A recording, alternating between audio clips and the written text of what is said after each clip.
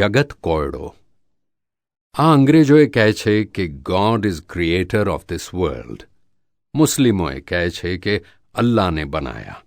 હિન્દુઓએ કહે છે કે ભગવાને બનાવ્યું. પણ તે તેમના વ્યૂ પોઈન્ટથી સાચું કહે છે, પણ ફેક્ટથી રોંગ છે. જો તારે ફેક્ટ જાણવું હોય તો તે હું તને બતાવું. 360 ડિગ્રીનું એક્સેપ્ટ કરે તેને જ્ઞાન કહેવાય. અમને બધીએ 360 ડિગ્રીઓ માન્ય હોય માટે અમે જ્ઞાની છીએ, કારણ કે અમે સેન્ટરમાં બેઠેલા છીએ અને તેથી અમે ફેક્ટ બતાવી શકીએ. ફેક્ટથી God is not at all creator of this world. આ જગત કોઈએ બનાવ્યું જ નથી. તો બનાવ્યું કોણે? The world is a puzzle itself. જગત જાતે જ કોયડો છે. પઝલ સમ થઈ પડવાથી પઝલ કહેવું પડે છે. બાકી તો જગત ઇટસેલ્ફ બનેલું છે અને તે અમારા જ્ઞાનમાં અમે જાતે જોયેલું છે. આ જગતનું એક પણ પરમાણુ એવું નથી કે જેમાં ફર્યો ના હોઉં. જગતમાં રહીને અને એની બહાર રહીને હું આ કહું છું. આ પઝલને જે સોલ્વ કરે તેને પરમાત્મ પદની ડિગ્રી મળે છે, અને ના કરી શકે તે પઝલમાં જ ડિઝોલ્વ થઈ ગયા છે. અમે આ પઝલ સોલ્વ કરીને બેઠા છીએ અને પરમાત્મ પદની ડિગ્રી પ્રાપ્ત કરી છે. અમને આ ચેતન અને અચેતન બંને જુદા દેખાય છે. જેને જુદું ના દેખાય તે પોતે જ તેમાં ડિઝોલ્વ થઈ ગયેલા છે. ક્રિએટર ભગવાન છે નહીં, હતો નહીં અને થશે નહીં. ક્રિએટરનો અર્થ જ શું થાય છે ખબર છે? ક્રિએટરનો અર્થ કુંભાર થાય. તો એને મહેનત કરવી પડે.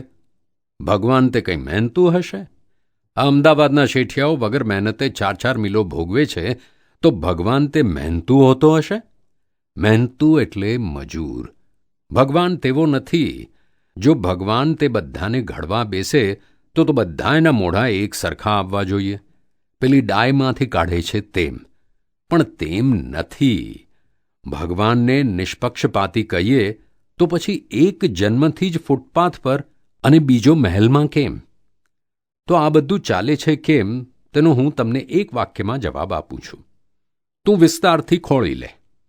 આ જગત સાયન્ટિફિક સર્કમસ્ટેન્શિયલ એવિડન્સ માત્રથી ચાલે છે. ચલાવનારો કોઈ બાપોએ ઉપર નવરો નથી. એને અમે વ્યવસ્થિત કહી શકીએ છીએ. તે બધાને વ્યવસ્થિત જ રાખે છે. આ સવારે તમે ઉઠો છો કે ઉઠી જવાય છે? એ તો હું જ ઉઠું છું ને. ક્યારેય કેમ નથી બનતું કે ઊંઘવું હોય છતાં નથી ઊંઘાતું?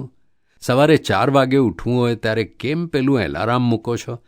નક્કી કરીને સૂતા હોય કે 5 ને 10 ઉઠવું છે તો બરાબર ઉઠી જ જવું જોઈએ. તેમ બને છે?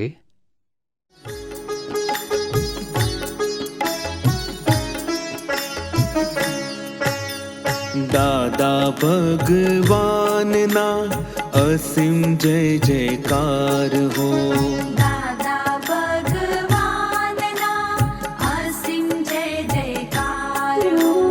દાદા ભગવાનના અસીમ જય જયકાર હો.